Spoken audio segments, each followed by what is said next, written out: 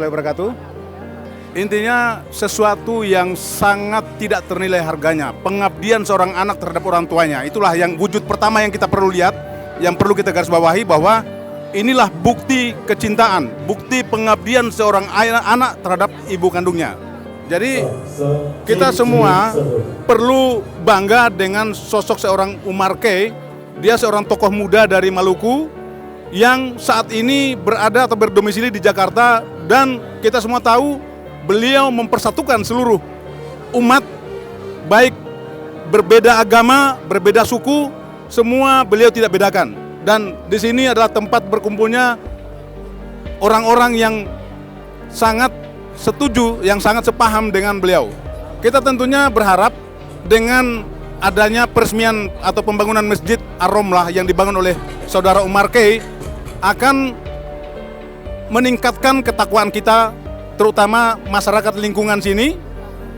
Tentunya dengan harapan ketika seluruh warga masyarakat terutama yang beragama Islam bisa mencintai masjidnya, pasti akan mencintai agamanya. Sudah pastinya seperti itu.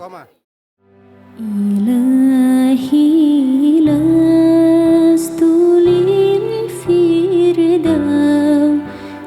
ahla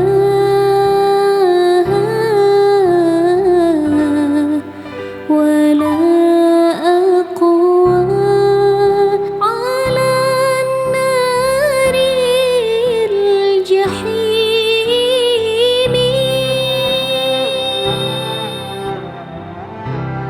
fahab li taubatan wafir dhunubi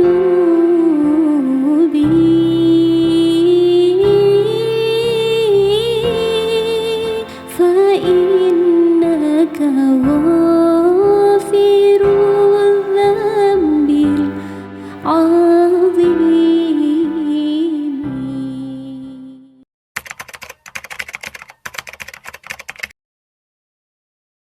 Assalamualaikum warahmatullahi wabarakatuh. Selamat siang, shalom untuk kita semua. Yang saya muliakan, guru besar kita, Ustadz Uwas,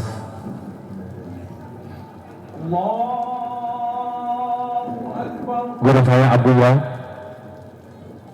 dan orang-orang tua saya, baik dari keluarga Bapak maupun keluarga Mama, dan para habaib, para ulama, tokoh pemerintah, dan khususnya Kementerian Agama. Saya ingin menceritakan bahwa perjalanan untuk membangun masjid ini, Ustadz, guru besar, bahwa dulu saya bangun masjid di depan ini, yang kita duduk ini, di tahun 2013. Tapi karena saat itu warga banyak di sini dan di sekitar sini tidak ada masjid, tujuan saya tadi bangun musola untuk keluarga saya. Kebetulan Ustadz, istri saya 8. 2 meninggal, 2 dikembalikan kepada orang tua, tinggal 4. Dan anak saya 23. Bangga dong saya hari ini. Tepuk tangan dulu buat Umar Key. Ya. Tadinya saya ingin bangun untuk musola karena warga ingin minta menjadi masjid. Ternyata saya izinkan, di saat diisi ternyata masjid itu sempit. Maka saya inisiatif di tahun 2019 kemarin, saya ingin bangun, dan kebetulan bapak saya saat itu masih hidup. Bapak saya minta kepada saya bahwa sebelum saya meninggal, bapak inginkan kamu bangun satu masjid besar. Kebetulan tanah sebelah ini kosong besar. Dulu masjid yang lama itu 8 kali 8. Nah, saya akhirnya tanah ini besar, maka saya pada akhirnya saya ambil kesimpulan bahwa ayo kalau Bapak setuju tanah itu Bapak mau bangun masjid, silakan. Alhamdulillah dengan permintaan bapak saya pun minta izin kepada istri-istri saya dan adik-adik saya hari ini adik saya masih ada 5 orang, 4 perempuan, 3 laki-laki dan 2 perempuan, jadi bukan 4, 5 ya. Mereka masih berada di tengah-tengah saya dan mereka pun sepakat akhirnya kita bangun. Inilah masjid yang sudah berdiri di hadapan kita. Dan saya pun minta izin kepada masyarakat dan warga sekitar bahwa masjid ini saya bangun, tapi saya hanya minta satu, bolehkah saya diizinkan masjid ini atas nama ibu saya? Alhamdulillah saya diperbolehkan oleh warga sekitar dan perjalanan saat itu letakkan batu pertama tepat pada tanggal 17 Agustus 2019 bertepat pada usia saya yang ke-41 dan hari ulang tahun saya juga bertepat pada tanggal 17 Agustus itu.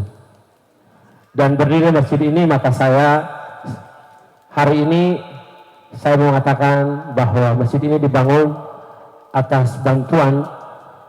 Saya minta Bang Yusnan Solehin agar berdiri. Kebetulan beliau ini yang juga membantu saya soal keuangan. Mohon berdiri Bang Yusnan. Dan ada RT Bilimun, walaupun tanah saya, tapi saya selalu suruh beliau jual. Maka dengan kesempatan ini, beliau, saya sudah telepon, tapi sepertinya beliau tidak ada di sini. Maka yang pertama saya ucapkan terima kasih kepada Bang Yusnan, juga mantan RW Bilimun. Dan lebih khusus, saya ingin tanya kepada istri-istri saya ini hari ini, sebelum masjid ini diresmikan. Walaupun sudah diizinkan, tapi di dalam forum ini, dan juga adik-adik saya 5 orang. Kebetulan orang tua saya dua-duanya sudah meninggal. Tapi saya minta keikhlasan dari istri-istri saya. Mana mereka ya? Ada nggak di sini ya? Mana angkat tangan, ada atau tidak? Nah, saya mau tanya dulu ini. Saya tidak perlu sebut nama. Apakah kalian setuju ikhlas kalau masjid ini kita bangun dengan kalau dibilang apa ya, hak kalian? Walaupun saya cari, tapi itu hak kalian. Ikhlas nggak ya? Ikhlas ya. Alhamdulillah, adik-adik saya tadi saya sudah perkenalkan di atas buat Ustadz Uwas, guru saya, guru kita.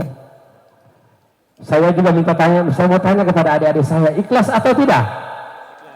Mana adik-adik saya 3 orang yang laki-laki? Ikhlas ya, alhamdulillah. Nah di sini juga ada paman-paman saya. Ya di sini Pak Ustadz, saya ini berdiri menjadi 3 pemimpin di rumah tangga saya sebagai pemimpin di dalam rumah tangga saya. Istri 4 hari ini dan anak 23 dan juga adik saya 5 orang. Orang tua saya sudah meninggal. Nah di dunia kami ada dunia, kalau orang bahasa preman bilang dunia gangster. Saya punya anak buah yang ganas-ganas, serang-serang. Dan saya juga berdiri menjadi ketua organisasi yang namanya Front Pemuda Muslim Maluku. Kebetulan saya diminta menjadi ketua umum pada tahun 2010. Alhamdulillah kami sudah berdiri di beberapa provinsi dan beberapa kabupaten kota, sudah puluhan. Dan saya mau sampaikan kepada semua yang tadi saya sebut, dalam perjalanan pembangunan masjid ini, mungkin dalam keluarga adik-adik saya, juga kelompok saya, khususnya paman-paman saya, ya, dan tim saya, juga organisasi saya, yang mungkin selama ini saya menggunakan atau mengambil lebih hak uang dari pekerjaan yang kita kerjasama, dari keluarga saya, kelompok saya, organisasi saya. Maka dengan kesempatan ini, saya minta keikhlasan. Kira-kira Front Pemuda Maluku ikhlas atau tidak? Ikhlas ya. Alhamdulillah. Ada paman saya, ada paman Opal, paman Mehmet, ada adik Edi, Ali, Gezi, ponakan Kanar, Ring 1, ya ormas tadi ada sekjen, Ya, Awin, juga ketua saya semua ketua-ketua. Ketua Depok ini, Kamoren ini, walaupun ketua saya di organisasi tapi jadi paman saya. Saya minta keikhlasan kalian agar kita hari ini kita lepas. Kemarin sudah perjalanannya sudah sampai di Kementerian Agama di KUA kemarin, sudah proses, tinggal hari ini tanda tangan prasasti dan penyerahan wakafnya. Dan satu hal hari ini saya tadi memakaikan atribut kepada guru kita Ustadz Uwas segudang ilmu. Saya menggunakan atribut Front Pemuda Maluku. Saya langsung mencetak namanya dan meminta untuk beliau menjadi Dewan Penasehat di Front Pemuda Maluku. Maka dalam kesempatan ini juga saya mohon kepada Ustadz, kami ini orang Maluku itu 98 pernah terjadi kerusuhan. Tapi mudah-mudahan itu menjadi pengalaman pahit. Dan berdirinya organisasi kami ini, alhamdulillah, kami sosialisasi pada semua keluarga berapa agama di sana. Dan organisasi saya bukan hanya organisasi Islam, tapi dari 3 agama semuanya ada. Mereka menjadi dari agama lain menjadi anggota kehormatan. Yang hari ini saya punya database-nya 2020 kemarin itu sekitar 12.000 Protestan dan Katolik khususnya di DKI Jakarta. Maka kami menawarkan diri dan saya menitipkan Ustadz Uwas, beliau punya nyawa menjadi tanggung jawab kita dan keluarganya menjadi tanggung jawab kita. Siapa yang colek Ustadz Uwas, urusan dan pemerti dan organisasinya.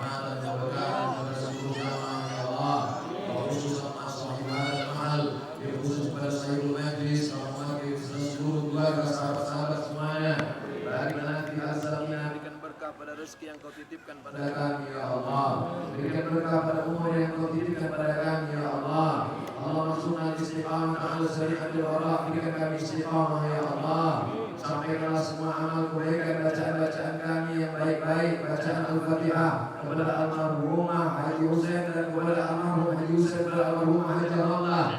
Allahumma ighfir lahum warhamhum wa'afihim wa'fu Allahumma ij'al quburahum rawdatan min riyadil jinan. Jadikan kuburnya salah satu dari taman-taman surga ya Allah. La taj'al quburahum hufratan min hufarin nar. Jangan jadikan kuburnya salah satu dari lubang neraka ya Allah. Allah anzil sakinata wal mawaddata wal mahabbata alaina. Turunkan kasih sayang ketenangan ke dalam hati kami semuanya ya Allah. Allahumma ja'alna akhir kalamina. Jadikan akhir kalam kami di ajal kami tiba ucapan kedua dari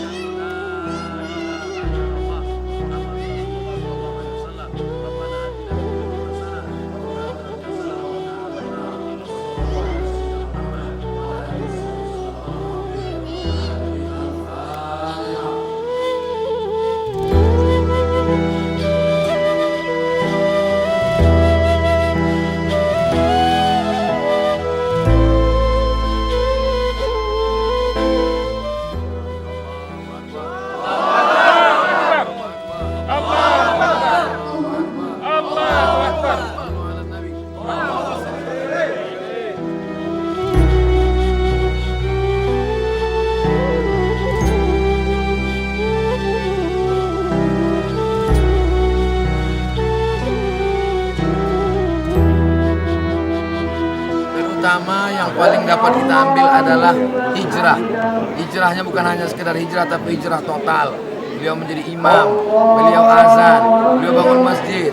Ternyata rahasia dari semua ini adalah karena doa seorang ibu. Maka sekarang kita dapat berita anak-anak mengikat ibunya dengan rantai ditinggalkan di hutan. Anak SMP memukul ibu tua di pinggir jalan. Anak-anak memperkarakan ibunya ke pengadilan. Jadi apa yang kita lihat hari ini bukti nyata bahwa ternyata zaman ini masih ada orang yang berbakti balik.